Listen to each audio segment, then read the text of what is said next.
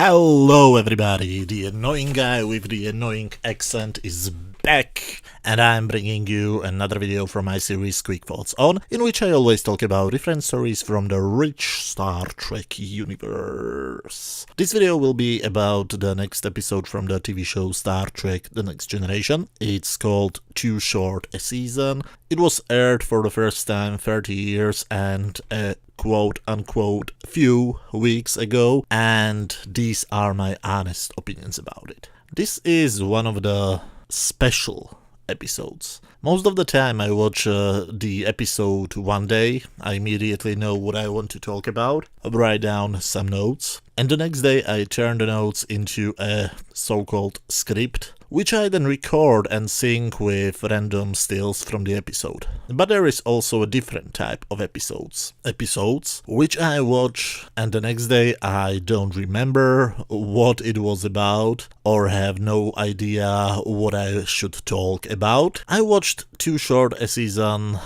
6 times during the last 2 weeks and I have no clue what I should talk about. Many times I can at least talk about how much did the episode annoy me, but this one didn't do even that. I mean, right now, the only thing I can say is that this episode exists, and I've seen it, and that it had some pretty bad looking old man makeup. But let's try to talk a bit about the plot. The Enterprise has a FaceTime call with Admiral Old Man Jameson, and they play him a recording of the Klingon from the Trouble with Tribbles, this time known as Karnas, the governor of Morden 4. You know, I remember the fact that the same actor said that Kirk's Enterprise is a piece of garbage after insulting Kirk himself, but I had to rewatch this scene from this episode right now so that I know what is he talking about, and that's sad. Anyway, some terrorists kidnapped Federation Ambassador Stephen Hawking or Hawkins or something like that. We never see the man anyway, so who cares? They apparently want a Federation negotiator, so they contact Admiral Jameson. It looks like Jameson helped to end the Civil War on more than 40 years ago, so Karnas trusts him to solve this problem too. So they beam the Admiral together with his wife and his fancy wheelchair, only to find out that he will be in command for the time of this mission. Karnas contacts Jameson on the bridge of the Enterprise and doesn't recognize him as an old man. You will notice why I am pointing this out in a few minutes. They get some information and everything seems to go as planned until Jameson is told that Dr. Crusher wants to do some medical checkup on him. They prepare it like it will be of some importance because Jameson gets nervous, but again I completely forgot that this plotline was even included in the episode. Because they mention it only once in the next scene where the doctor sits on Picard's couch and mentions to him that he didn't give her his 2 days old results, but his 2-month-old results. But even this goes nowhere. Didn't she want to do some examination on him? Why is she suddenly talking about some old results? Not that I care. In Jameson's quarters we finally see him interact with his wife, who, to be honest, seems to be the only person in this episode who genuinely feels like she cares about her character. When he suddenly starts to have some pain in his chest, she wants to call the doctor, but he refuses. You know, I start to see a pattern in the scenes. I will talk about it a bit later. Back on the bridge, Picard tries to be nice, so he offers Jameson to take the con, and he does it after he stands up from his wheelchair. When everybody stares amazed at him, he just mumbles something about a new therapy. Beverly doesn't like it, because there is no known therapy for his disease. Jameson watches Karnas' recording again, and when his wife interrupts him, she notices he looks something like 20 years younger. He gets his chest pain again, so this time his wife does call the doctor, and she finds out that he has some unknown chemicals in his body. So now is she doing her job? Back in Jameson's quarter, Picard confronts him, so he explains him that he got a magical potion from a race he helped some years ago, He got treatment for both him and his wife, but when he first heard about this new mission, he has decided to take both doses. So he's now getting younger. If you are like me, you are wondering when will his de-aging stop, and he doesn't address it for some reason. I mean, if somebody would offer to me some magical potion which will make me younger, my first question would be, how younger? He later talks to Karnas again and finds out that Karnas is still mad at him and assumes that Karnas himself holds the hostages. So he goes to the bridge and orders Picard to increase the warp speed so that they will be at Mordon earlier than expected, and that they will rescue the hostages by force. He, for some reason, assumes that Karnas will hold the hostages in the same tunnels where he was holding them 40 years ago, and of course he's right. Meanwhile, Dr. Crusher talks to his wife and says her that her husband will die because, there is no stopping of his de-aging. Jameson talks to Picard and explains him what happened on Mordon decades ago. Karnas took hostages and demanded weapons from Starfleet. Jameson gave him the weapons and gave the same weapons to the other side. So he basically decided to go the Kirk way and assumed that the balance of power is a good thing. But this episode pretends like it's a bad thing, even though in A Private Little War, an episode of the original series, the same solution was provided by Kirk, and the episode represented it as the correct solution. But here Karnas thinks that Jameson himself is responsible for their civil war and wants some revenge.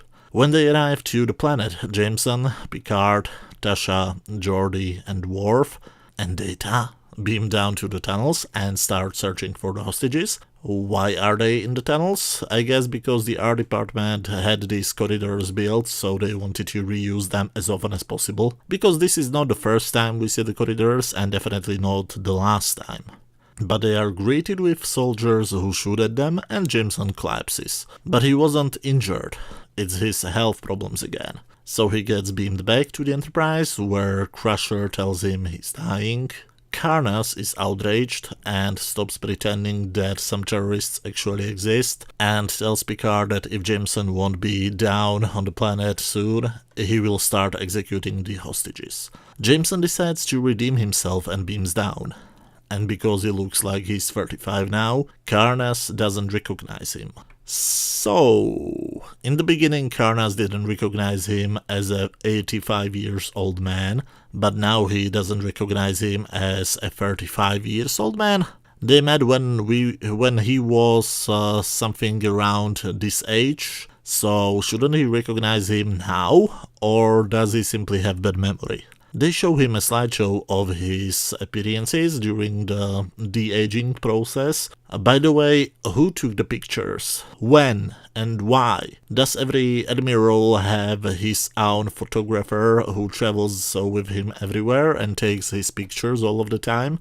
I hate when movies and TV shows do this type of things, show us pictures or footage of things which should not exist. But it doesn't convince Karnas, so then Jameson tells him their secret and shows him his scar. Wait, why didn't the magical potion heal his scar? Whatever, Karnas takes his gun and wants to shoot Jameson, but he changes his mind and lets him die peacefully in the hands of his wife.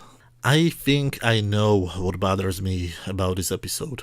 There are two huge problems with this episode. Number one, the scene structure. Normally every drama has a 3-act structure, in other words, a beginning, a middle, and an end. The same goes for the scenes. Every scene should have a beginning, a middle, and an end.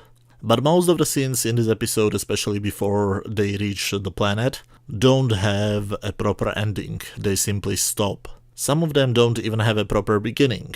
Not sure if this is a fault of the script or of the editor, but it makes your scenes feel weird.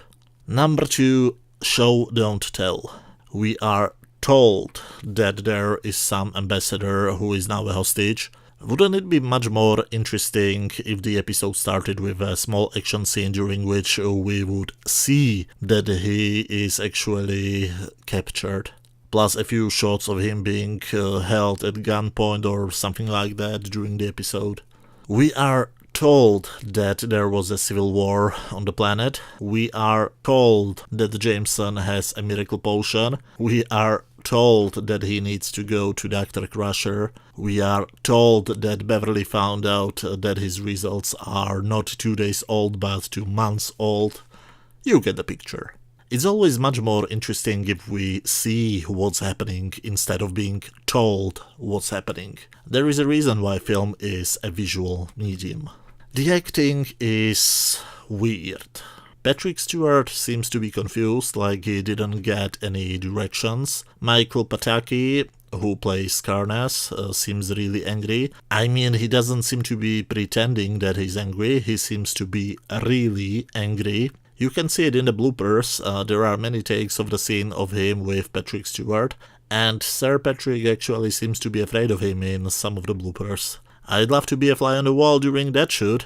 But there is also some really great acting. I absolutely love the performance given by Marsha Hunt, who played his wife, Annie. This old lady was very charming, very warm-hearted. She really looked like a loving wife who is afraid what is happening to the man she loves. I have actually googled her and found out that she used to be a movie star in the 1930s and 40s, in the so-called Golden Age of Hollywood, which makes perfect sense.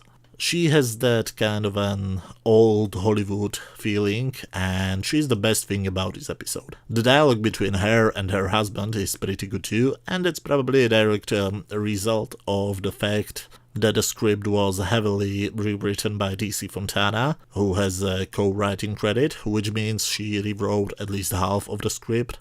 The old man makeup looks pretty fake, but I must admit I admire the work which went into it, but that's probably all of the positives I can say about this one.